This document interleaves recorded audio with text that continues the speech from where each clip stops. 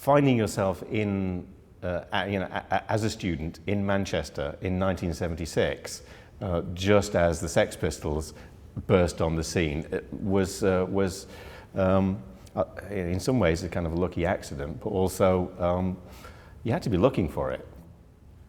The Sex Pistols had actually been invited to play by Howard Devoto and Pete Shelley from the Buzzcocks, and they actually formed Buzzcocks to support the Sex Pistols. And I just kind of made myself available, if you like, to work with Buzzcocks.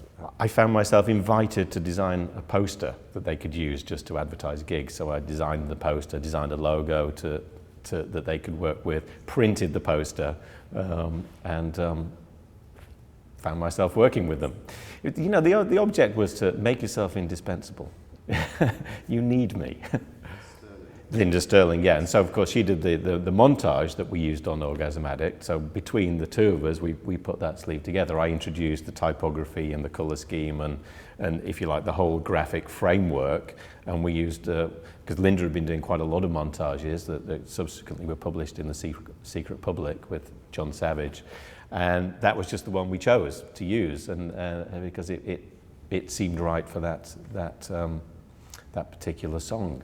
One of the great things that I liked about Buzzcocks is that whilst they had hit singles and found themselves on top of the pops and found themselves being a sort of, in some ways the acceptable face of punk, when they went out on tour, they made a point of having interesting support bands. So Susie and the Banshees supported them, Joy Division supported them, the Gang of Four, Penetration, lots of interesting bands, because it was like Buzzcocks almost saw it as a mission to educate their pop public with music that of a broader spectrum, if you like.